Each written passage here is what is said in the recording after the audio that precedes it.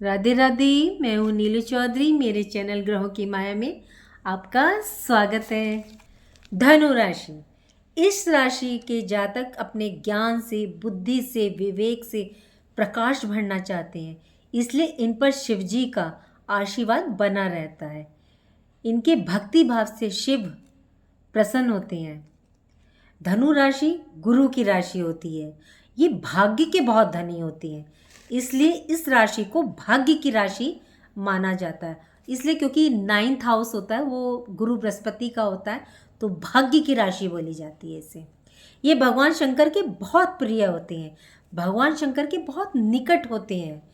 इसीलिए इस राशि वाले जातक शिव को प्रसन्न करें, जो कि जल्दी हो जाते हैं धनु राशि वालों से। भोले बाबा ने अपने शीश पर रखते हैं धनु राशि को। देखिए, वर्तमान की जो ग्रहों की स्थिति चल रही है, तो ऐसा क्या उपाय करें हम कि भगवान भोले बाबा का आशीर्वाद या सानिध्य हमें प्राप्त हो, या हम उनका सानिध्य प्राप्त कर लें। तो देखिए, सावन स्टार्ट हो चुका है और 22 जुलाई से, और ये 19 अगस्त तक रहने वाला है। ये बहुत ही पवित्र मास बोला जाता है, और शिव पुराण में तो इसका वर्णन है कि शिव कैलाश को छोड़ करके इस समय धरती पर विचरण करते हैं। पूरा ब्रह्मांड भगवान शंकर में समाहित है। इस वर्ष श्रावण मास में कई वर्षों के बाद ऐसे शुभ संयोग बने हुए हैं कि इसमें आप जो भी कार्य करेंगे वो आपका पूर्ण होगा। आपकी राशि का जो कनेक्शन है वो शिव से जोड़ेंगे, और किन उपायों को करके हम सफल हो सकते हैं, चलिए स्टार्ट करते हैं। धनु राशि के चार्ट में शनिदेव आपके धन के स्वामी हैं। आप स्क्रीन पे देख लीजिएगा, ये ही वो ग्रह हैं जो भगवान शंकर के समक्ष अपना शीश झुकाकर हाथ जोड़ के खड़े रहते हैं। कारण यह है कि शनि के गुरु हैं भगवान शिव, और शिव से इन्होंने गुरु दीक्षा ली है शनिदेव ने। ये 10,000 वर्षों तक इन्होंने तपस्या की थी, तब जाकर शिव इनसे प्रसन्न हुए थे, और तब महादेव जी ने नवग्रहों के न्याय सिंहासन पर इन्हें शनिदेव जी को विराजमान किया था। मुझे नहीं पता किन लोगों को पता है कि शनिदेव और शनि ग्रह ये दोनों अलग अलग चीज़ें हैं। किसी दिन मैं इस चीज़ पर आपको बताऊंगी, चर्चा करूंगी, लेकिन आज मेन मुद्दा धनु राशि पर है। तो धनु राशि की बात करते हैं।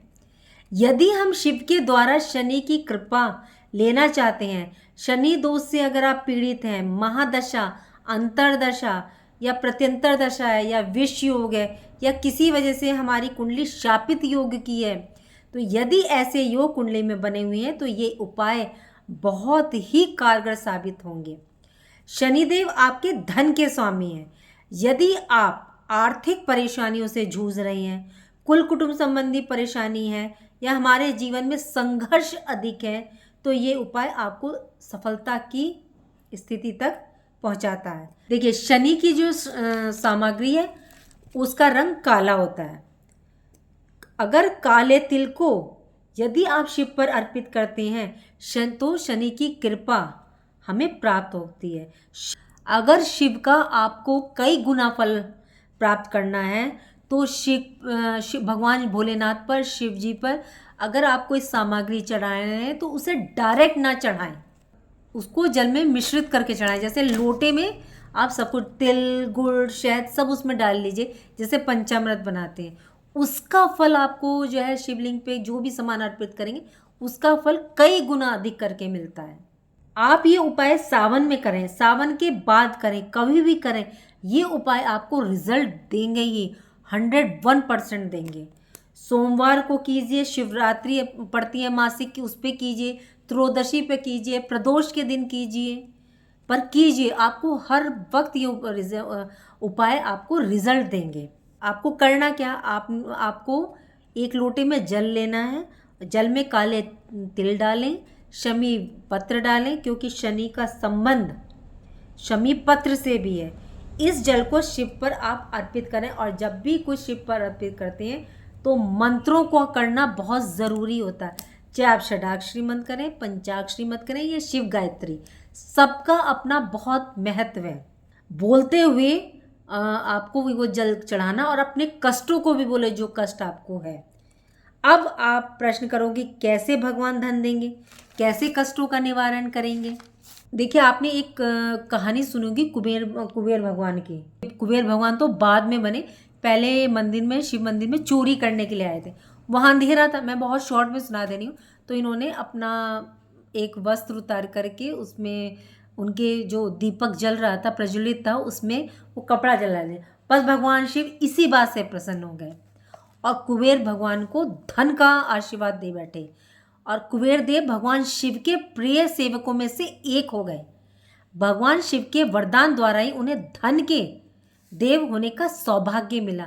अगर कहते हैं कि इनका ये मंत्र अगर पढ़ा जाए, ओम ह्रीम श्रीम क्रीम श्रीम कुबेराय अष्टलक्ष्मी मम ग्रहे धनम पुर्य पुर्य नमः, तो धन की जो कमी होती है, किल्लत होती है, वो पूर्ण होती है। इस मंत्र को आप शिव जी पर जल चढ़ाते हुए भी बोल सकती हैं और कुबेर भगवान का उत्तर दिशा में मुंह करके अलग भी जाप कर सकते हैं। इस मंत्र में आप इसको, ये ज़्यादातर जो है दीपावली के टाइम पर करवाया जाता है, धनतेरस के दिन, लेकिन इसे आप कभी भी कर सकते हैं। भगवान शिव पर भभूत अर्पण करना धन की वृद्धि होती है इससे। यदि ये तीनों चीज आप तिल, शमीपत और भभूत भगवान शिव को अर्पित करती हैं तो शनि की पीड़ा से आपको मुक्ति मिलती है। लेकिन स्त्री कृपा करके भभूत को इस्तेमाल ना करें, आप उसकी जगह चंदन ले लें। बिलपत्र तो बहुत ही प्रिय है शिव को। एक बिलपत्र भी अगर आप अर्पित करते हैं या अर्पण करते हैं भगवान शिव को, तो ये समझिए आपके त्रिजन्म के पाप दोष नष्ट हो जाते हैं, भगवान शंकर का आशीर्वाद प्राप्त होता है। चलिए अब बात करते हैं राहु की। धनु राशि के जो राहु देव हैं वो विराजमान है धनु राशि के 4th हाउस में विराजमान है। अब 4th हाउस होता है हमारा सुख, सुविधा, मकान, वाहन, प्रॉपर्टी, हमारी मानसिक शांति का, पारिवारिक उलझनों का जो भी आप सामना करना पड़ रहा है, ये सब आपको 4th हाउस से देखा जाता है। तो अगर आप इन सब चीज़ों से परेशान हैं राहु के 4th हाउस में रहने से, तो ये उपाय ज़रूर कीजिएगा। आपको पता नहीं, ये बात पता है कि नहीं पता है कि राहु को भगवान भोलेनाथ ने मुंडों की माला के रूप में सजा रखा है। भगवान विष्णु ने तो अपने सुदर्शन से असुर के 2 हिस्से किए थे, ऊपर का भाग राहु बन गया था, नीचे का भाग केतु बन गया था। तो राहु ने भगवान शिव को प्रसन्न कर लिया था। राहु ने भगवान शिव को प्रसन्न किया, उनकी तपस्या से प्रसन्न होकर भगवान शिव ने उनको मुंडमाला में समाहित कर लिया। मतलब भगवान शिव ने मुंडमाला में इन्हें स्थान दे दिया। आप भगवान शंकर पर यदि पुष्प की माला चढ़ाते हैं, मतलब शिवलिंग पर समर्पित करते हैं, तो ये आपके लिए बहुत ही बेहतरीन रिजल्ट देखने वाला साबित होगा। अब आप पूछेंगे कौन से पुष्पों की माला, तो देखिए आंकड़े का पुष्प भी इन्हें बहुत प्रिय है, मंदार का पुष्प भी इन्हें बहुत प्रिय है, तो कोई सी भी पुष्प माला आप इन्हें समर्पित कर सकते हैं। अपने हाथों से बनाइएगा, किसी से लेके मत खरीद दीजिएगा। तो इससे राहु दोष की शांति हो जाएगी पुष्पमाला चढ़ाने से।